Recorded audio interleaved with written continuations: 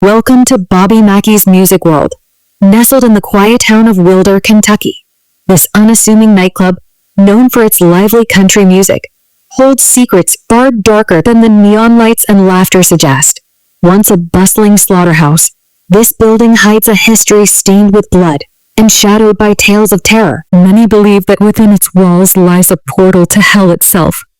The basement, where animals once met their end, is rumored to have been the site of unspeakable rituals, drawing forth entities from the darkest corners of the beyond. As the night deepens and the music fades, whispers of the past echo through the halls. Tonight, we unravel the chilling tale of Bobby Mackey's Music World, where the past refuses to stay buried, and the present is haunted by shadows of long-forgotten horrors. Stay with us, if you dare, as we step into a world where the line between the living and the dead blurs, and every corner hides a story waiting to be told.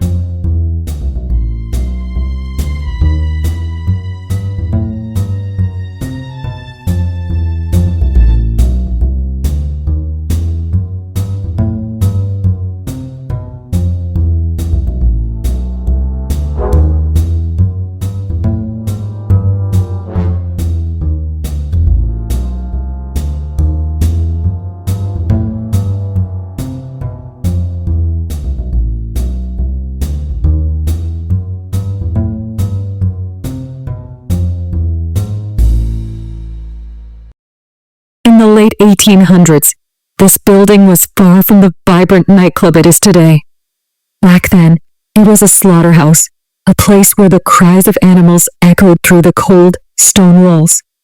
Blood flowed freely, staining the floors with a permanent reminder of the death dealt here. But there were whispers, even then, of something far more sinister. Beneath the slaughterhouse, in the damp, dark basement, there lay a well. Locals whispered that this well was no ordinary structure. They claimed it was a portal, a gateway to hell itself. Legend has it that those who ventured too close to the well could hear strange voices, feel an icy chill, and sometimes even see shadowy figures lurking in the darkness. These stories were often dismissed as mere superstition, but the fear they inspired was all too real. As the years went by, the slaughterhouse closed its doors, but the darkness it harbored did not dissipate. Instead, it lingered, waiting for the right moment to resurface. And resurface it did, in ways that would haunt the town of Wilder for generations to come.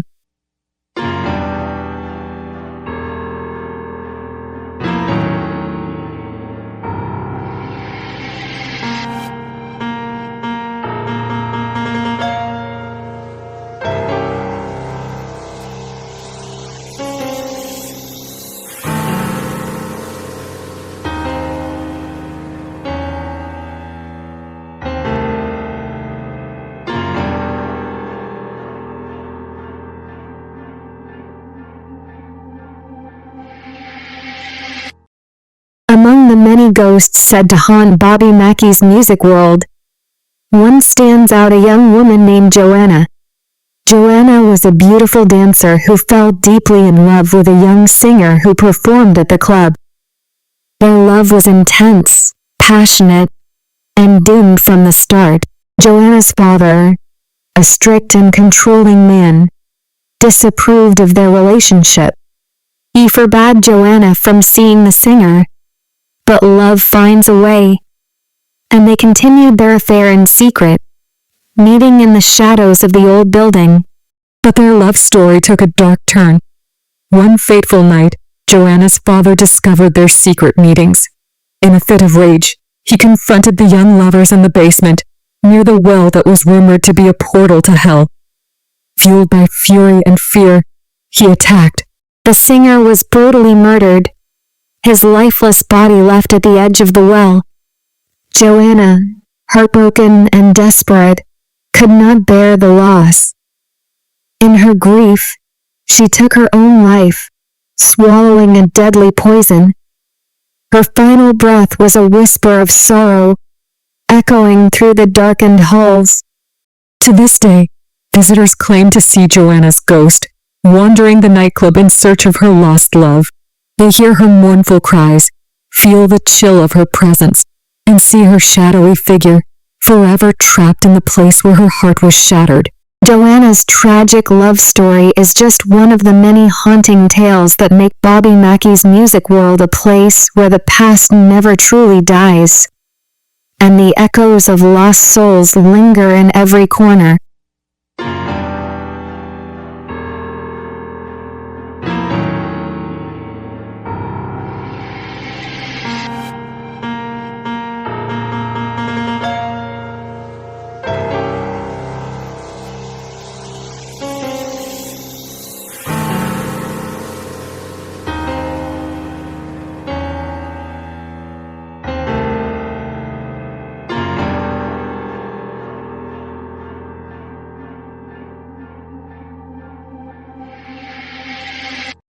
As the years rolled on, the slaughterhouse was abandoned, left to decay and crumble.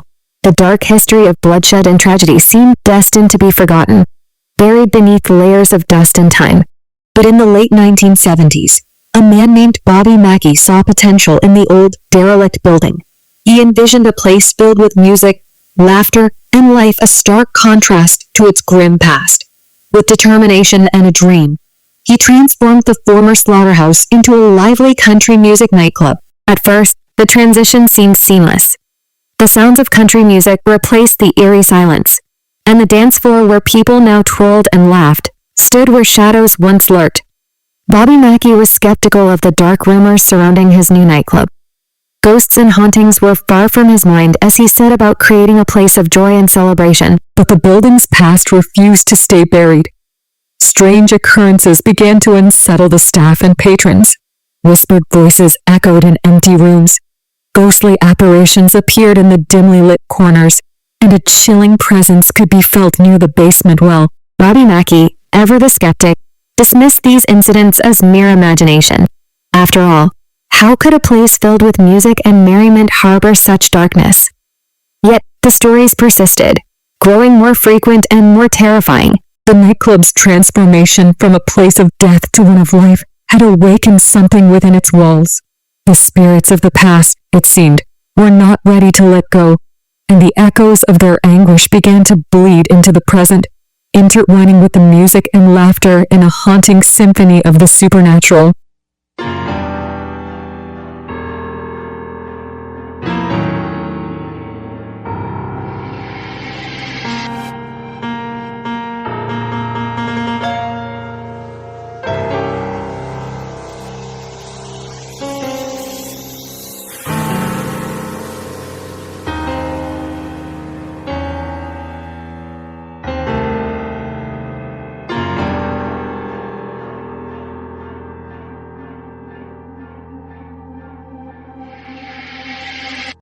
It wasn't long before the first signs of the supernatural began to make themselves known.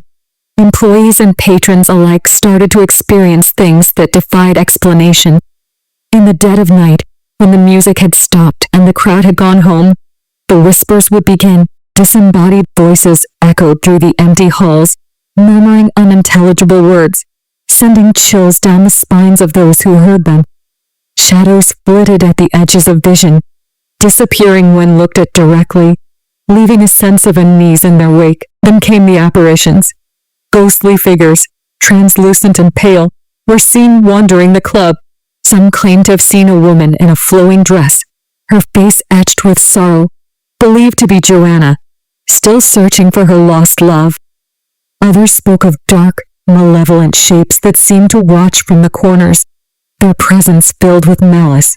The basement, once the slaughterhouse killing floor, became a place of dread. Those brave enough to venture down there spoke of an oppressive atmosphere, as if the very air was charged with anger and pain.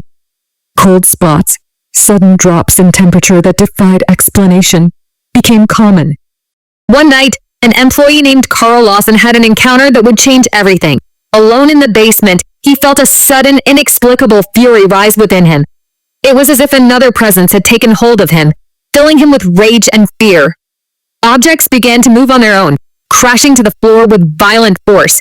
Carl's experiences grew more intense with each passing day. He spoke of being physically attacked by unseen forces, his body thrown against walls, scratches appearing on his skin.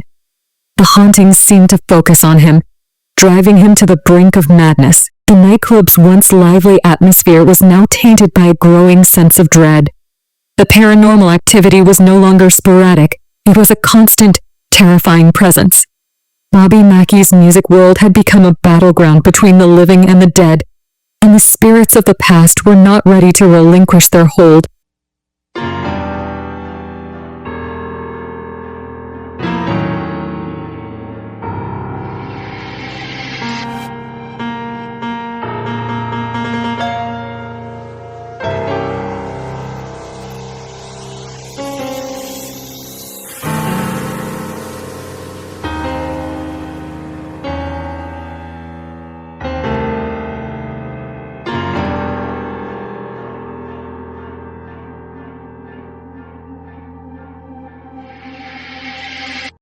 Carl Lawson, the caretaker of Bobby Mackey's music world, found himself at the epicenter of the paranormal activity. The hauntings that plagued the nightclub seemed to follow him, growing more aggressive and terrifying with each passing day. Carl's encounters with the unseen forces took a dark turn when he began to exhibit signs of possession. He would fly into uncontrollable rages, shouting in voices that were not his own.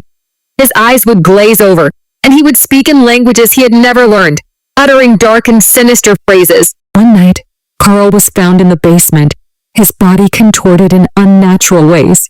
He claimed to have been attacked by a malevolent spirit, thrown against the walls, and held down by an invisible force.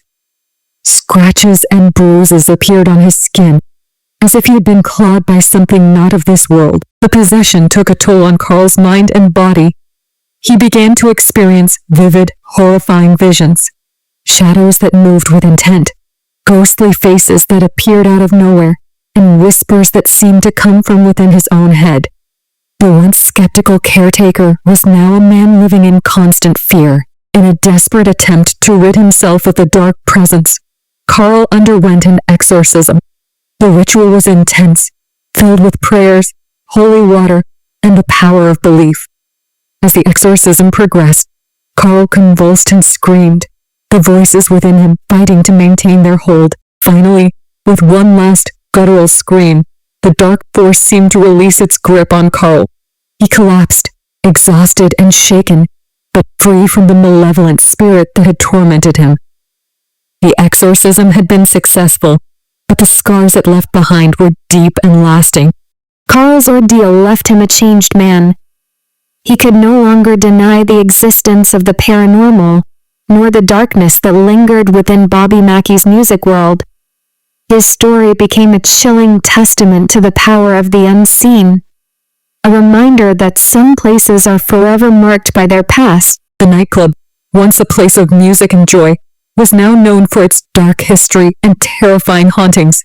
The spirits of the past, awakened by the renovation, continued to make their presence known, their cries and whispers echoing through the halls, forever intertwined with the music and laughter of the present.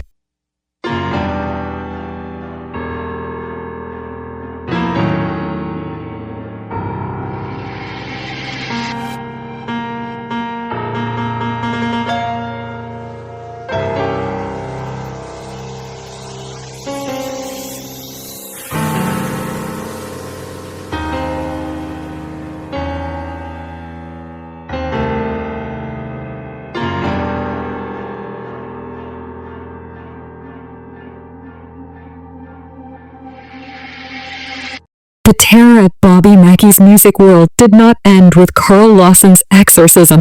If anything, the hauntings became even more frequent, as if the spirits were angered by the attempt to banish them. Patrons and employees alike reported chilling encounters that defied explanation. One night, a bartender closing up for the evening felt a sudden drop in temperature. She turned to see a shadowy figure standing at the end of the bar, its eyes glowing with a malevolent light. As she stared, frozen in fear, the figure vanished, leaving only an icy chill in its wake. Musicians rehearsing on stage heard disembodied voices singing along with them, eerie harmonies that sent shivers down their spines. Instruments would go out of tune, and equipment would malfunction for no apparent reason. It was as if the spirits were determined to make their presence known. In the basement, where the portal to hell was rumored to exist, the activity was even more intense. Visitors reported feeling an oppressive weight, a sense of dread that made it hard to breathe. Some claimed to see ghostly apparitions, faces twisted in agony, reaching out as if begging for help. One particularly harrowing account came from a group of paranormal investigators who spent the night in the basement. They described a night filled with inexplicable phenomena, objects moving on their own, EVP recordings capturing sinister voices, and a feeling of being watched by unseen eyes. The most disturbing encounters involved physical attacks. People reported being scratched, pushed, and even bitten by invisible forces. One patron fled the nightclub after feeling a burning sensation on his back, only to find 3 deep, claw-like marks etched into his skin. These ongoing hauntings have left an indelible mark on Bobby Mackey's music world. The nightclub, once a place of joy and music, has become a beacon for those seeking the thrill of the paranormal. Yet, for those who have experienced its dark side, the fear and uncertainty linger long after they've left. The spirits of Bobby Mackey's music world are relentless, their cries of anguish and rage echoing through the halls. The past refuses to stay buried, and the present is forever haunted by the shadows of what once was. The line between the living and the dead is blurred, and the nightclub stands as a chilling reminder of the darkness that lurks just beyond our perception.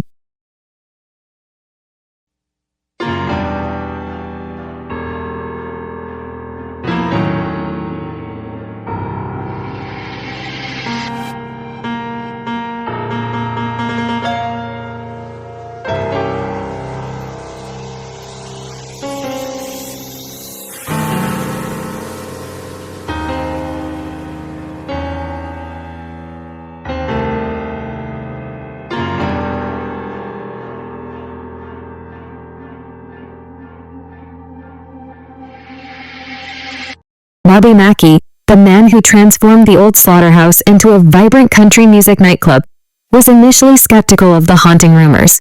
To him, the stories were just that, stories, products of overactive imaginations and local folklore. But as the paranormal activity intensified, even Bobby couldn't ignore the strange occurrences. One night, while alone in his office, he heard a woman's voice softly singing a mournful tune. He looked up, expecting to see someone, but the room was empty. The voice continued, echoing through the quiet space, sending chills down his spine. Then came the dreams. Vivid, unsettling dreams of blood and shadows, of faces twisted in agony. Bobby would wake in a cold sweat. The images burned into his mind. He began to sense a presence, an unseen force watching him, following him through the halls of his nightclub. Despite these experiences, Bobby remained determined to keep the nightclub running. He brushed off the incidents as figments of his imagination, a byproduct of stress and long hours. But the encounters grew more frequent, more impossible to dismiss. One evening, as Bobby was closing up, he heard footsteps behind him, heavy, deliberate footsteps, echoing through the empty club. He turned, expecting to see one of his employees, but found no one there. The footsteps continued, circling him, closing in. He could feel a cold breath on his neck, a presence that sent a wave of fear through him. Bobby's wife, Janet, also had her own terrifying encounter. One day, while alone in the basement, she was violently pushed by an unseen force. She fell to the ground, bruised and shaken. Janet described the incident as feeling like pure evil, and the experience left her deeply unsettled. Despite the growing list of supernatural events, Bobby remained outwardly skeptical, unwilling to fully embrace the idea of his nightclub being haunted.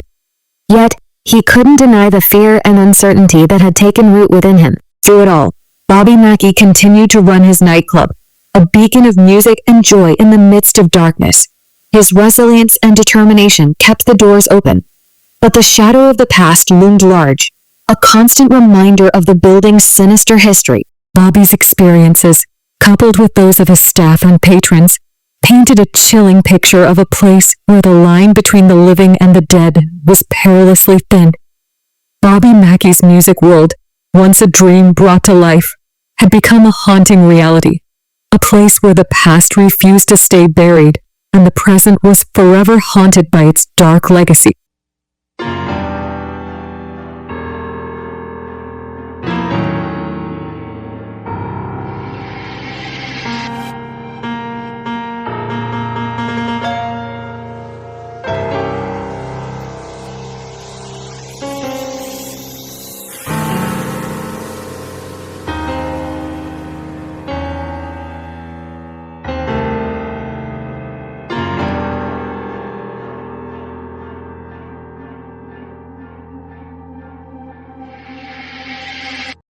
As we close this chapter on the Aylesbury poltergeist, one question lingers in the air like a dense fog. What truly haunted the old Marlowe house? Was it the restless spirit of a tormented soul trapped between worlds? Or was it something far more sinister, a dark presence that thrived on fear and despair? Many who experienced the horrors firsthand are still haunted by their memories, unable to find peace. Their stories serve as a chilling reminder that some mysteries are best left unsolved, some doors best left unopened. The Marlowe family, forever scarred by their ordeal, moved away, hoping to escape the shadows that plague them. Yet, wherever they went, the memories followed, an inescapable part of their past. And what of those who dismissed their cries for help, who labeled them as delusional or attention-seeking? They will never understand the true terror that gripped that house, the relentless torment that defied logic and reason. Even now, whispers of strange occurrences persist. Neighbors speak of strange noises and fleeting shadows, as if the house itself remembers the terror that once thrived within its walls. But in the face of such darkness, the human spirit remains unbroken. The Marlowe family, despite their ordeal, found the strength to rebuild their lives, proving that even in the deepest shadows, there is always a glimmer of hope. As we leave Aylesbury, we are left with the unsettling realization that some mysteries are never truly solved. The old Marlowe house stands as a silent sentinel, a reminder of the unknown horrors that may still lurk in the places we least expect. So, dear listeners, as you turn off the lights tonight and settle into bed, remember the story of the Aylesbury poltergeist. And if you hear a strange noise or feel a sudden chill, just ask yourself, is it truly the wind? Or is it something else? Waiting, watching, in the dark?